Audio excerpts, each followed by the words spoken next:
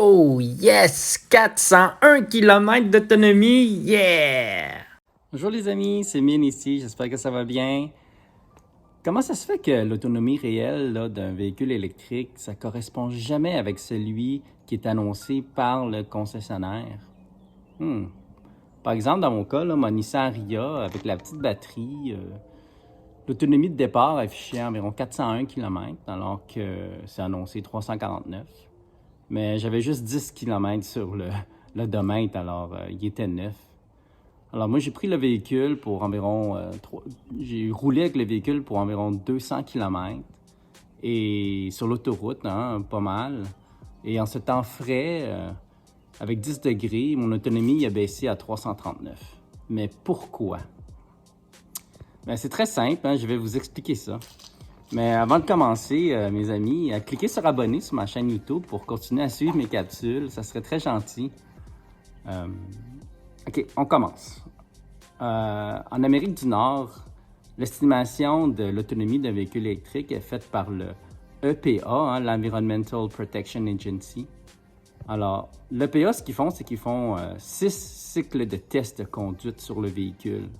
Alors, chaque cycle de test, ça consiste à conduire le véhicule en pleine charge jusqu'à sa décharge complète. Alors ensuite, ce qu'ils font, l'EPA, c'est qu'ils utilisent des formules mathématiques avec des facteurs de correction pour déterminer l'autonomie finale du véhicule, celle qui est vraiment annoncée par le concessionnaire. Alors le point le plus important à noter ici, c'est que ces tests-là, ils sont faits avec l'auto sur un dynanomètre en laboratoire, dans des conditions contrôlées par les testeurs. En résumé, c'est aucunement réalisé dans des vraies conditions qu'on vit. En réalité, dans nos vraies conditions météo, dans notre froid hivernal, avec nos gros pneus d'hiver et avec chacun notre propre habitude de conduite, chaque personne va avoir une autonomie différente l'un de l'autre. Alors, il y a tellement de facteurs qui influencent l'autonomie d'un véhicule électrique que l'estimation de l'EPA, elle ne sera jamais constante. Donc, la morale de l'histoire, la morale de cette capsule, c'est que si vous voulez améliorer l'autonomie annoncée de votre véhicule, il faut essayer de répliquer le plus possible, en théorie, les tests qui ont été faits en laboratoire de l'EPA. Alors, moi, j'ai quelques trucs pour vous aider si jamais vous voulez améliorer l'autonomie de votre véhicule électrique. Ce serait de privilégier les petites routes de ville, car les arrêts fréquents vont faire en sorte que ça va recharger la batterie.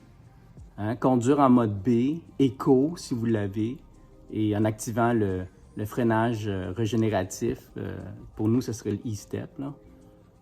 Conduire moins vite sur l'autoroute, comme à 90-95 km/h, ça va consommer beaucoup moins la batterie.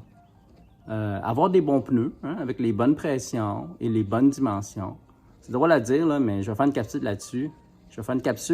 Les pneus, la dimension des pneus a une influence sur l'autonomie. Une grosse influence aussi. Bien sûr, le plus important, et ça, on ne peut pas le contrôler, c'est le beau temps et la chaleur va jouer un rôle primordial sur la chimie de la batterie et donc sur son autonomie. Alors, je vous lance un défi, les amis. Essayez de baisser votre vitesse de moyenne et vous allez voir. Votre moyenne de consommation, le kilowattheure par 100 km, elle va diminuer en théorie. Alors, par conséquent, votre autonomie finale, elle va augmenter. Et voilà, vous avez tout compris. Alors, à la prochaine, les amis. Et abonnez-vous à ma chaîne. Bye!